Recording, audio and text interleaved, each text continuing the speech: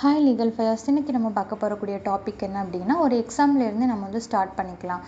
ஒரு பர்சன் வந்து விறகு வெட்டிகிட்ருக்குறாங்க, கோடாரியை வச்சு விறகு வெட்டிகிட்ருக்காங்க.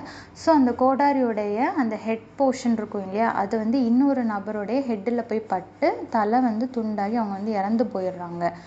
ஸோ இதில் வந்து என்னென்னா, இந்த பர்சன் இருக்காங்க இல்லையா, கோடாரியை வச்சு விறகு கட் பண்ணிகிட்டு இருந்த இந்த பர்சனுக்கு வந்து தண்டனை இருக்கா அப்படின்னு பார்த்துக்கிட்டோன்னா இல்லை. ஏன்னா BNS 2023 செக்ஷன் 18 அதே மாதிரி ஐபிசியில் செக்ஷன் 80 வந்து எக்ஸப்ஷனில் வந்து வருது. இந்த நபர் வந்து பை ஆக்சிடென்டலாக தான் இந்த விஷயம் வந்து பண்ணுறாரு. வேணும்ட்டுன்னே இவருக்கு ஒரு கிரிமினல் இன்டென்ஷனோ அல்லது இங்கே இருந்து விறகு கட் பண்ணால் அந்த பர்சனுக்கு அடிபடும்னு தெரிஞ்சு அவங்க இறந்து போயிடுவாங்க அப்படின்னு தெரிஞ்சு அவங்க வந்து பண்ணலை. ஸோ அவங்க ஒரு ப்ராப்பர் கேரோடு தான் அவங்க வந்து பண்ணியிருக்காங்க. ஸோ இதில் வந்து இந்த செக்ஷனை பேஸ் பண்ணி பார்க்கும்போது இவங்களுக்கு எந்த ஒரு பனிஷ்மெண்ட்டுமே வந்து கிடையாது. இதில் வந்து ஆக்சிடெண்ட்டுன்னு ஒரு வேர்ட் கொடுத்துருக்காங்க, அதே மாதிரி மிஸ்ஃபார்ச்சூன் அப்படின்னு உள்ள வேர்டும் கொடுத்துருக்காங்க.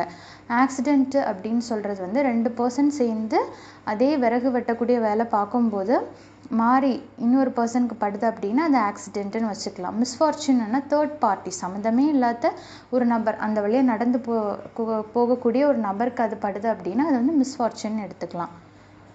ஸோ நம்மளுடைய BNSலேயும் இருக்கட்டும், அதே மாதிரி ஐபிசிலையும் ஒரு சில விஷயங்கள் பண்ணுனா அதுக்கு வந்து அஃபென்ஸ் இல்லை அப்படின்னு வந்து சொல்லியிருக்காங்க.